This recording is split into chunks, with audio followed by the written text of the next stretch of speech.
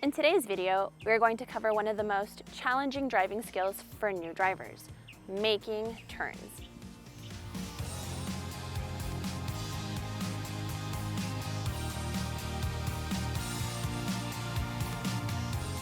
I'm Alejandra, and today I've got fellow driving instructor Micah here to help us out.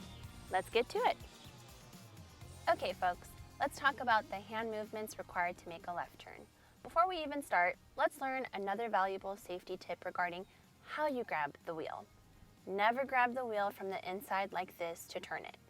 In the event of an accident where your wheel snaps back into the center position, your poor wrist is very likely to break from the extreme force. Check out the video above for other great tips from Instructor Liz about where to safely position your hands on the steering wheel. So onward with steering control.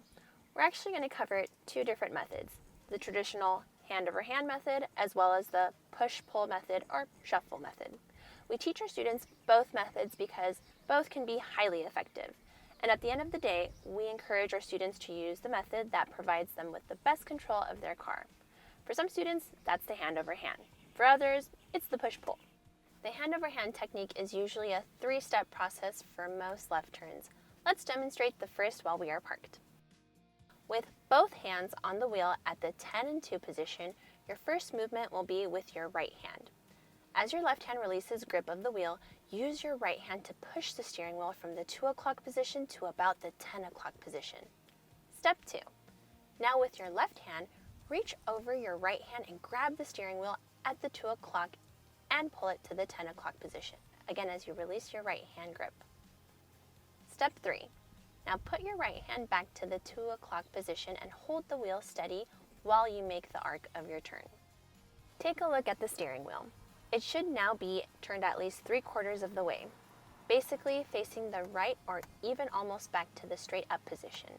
And that's about how much you turn the wheel for a normal left turn. For a wide turn, you may turn in a bit less. For a very sharp turn, you may turn it much more. Every turn will be different, but in general, most turns require you to move the wheel like we just did, almost one full turn.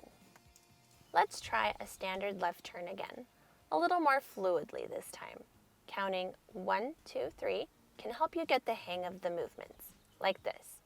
1, 2, 3. One more time. This time you can try saying aloud, hand over hand as you go, like this. Hand over hand. Now you're getting the hang of it. So that's how you will start making your left turn once you get going. When you complete your turn, you basically do the opposite movements to walk back the steering wheel, like this. 3, 2, 1. When you put it all together, it's 1, 2, 3 to start the turn, and then walk it back 3, 2, 1 to return the wheel to the straight position and complete the turn. One more time. Hand over hand to start, and then hand over hand to bring back the wheel. Okay, enough sitting in a parked car and pretending. Let's do a variety of left turns so you can see the entire hand over hand in action. Here we are at an all-way stop. Let's turn to the left. As soon as my left mirror passes the curb, I start turning hand over hand to the left. 1, 2, 3. I hold the wheel through the turn, and aiming at my target, I begin to walk the wheel back. 3, 2, 1. Easy. This next turn is going to be rolling. I've slowed down, and as my mirror passes the curb, I turn the wheel 1, 2, 3, and hold it, and then start to the counter steer. 3, 2, 1. As I accelerate out of the turn. Nice. Okay, all, we're definitely making progress. While we start by teaching the hand-over-hand method, some students seem to better grasp the push-pull method, and some non-US countries actually require that drivers do their turns using the push-pull or shuffle method. Do whatever works for you, but we find that the hand-over-hand tends to be preferred when making tighter turns, while the push-pull method is great for wider turns. Not to mention that the push-pull method also allows for making easier micro-adjustments to the wheel during a turn if something is a little off.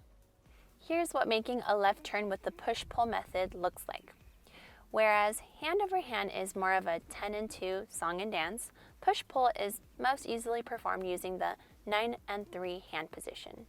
Starting with your hands on the 9 and 3 position, you push the wheel up with your right hand until the 12 position. Then grab the wheel with your left hand at the same 12 position, without crossing your hands, and pull it down to the 9 position. You'll repeat this exact same motion for most turns. The entire movement is basically push, pull, and you'll notice the steering wheel has basically made one full turn. Let's do an actual turn using the push-pull method so you can see it in action. As my mirror passes the curb, I push the wheel up to the 12 position with my right hand, and then pull it down with my left hand to the 9 position, and then quickly repeat the same push-pull movement again. I hold it here through the turn, and then shuffle back the wheel as I come out of the turn. Great!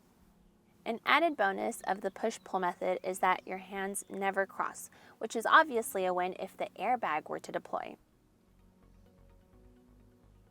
Again, we recommend trying the push-pull method if you're struggling with the hand-over-hand method. Even if you're a pro at hand-over-hand, try out the push-pull on a wider turn, and you'll see it provides pretty nice control without you having to cross your hands at all.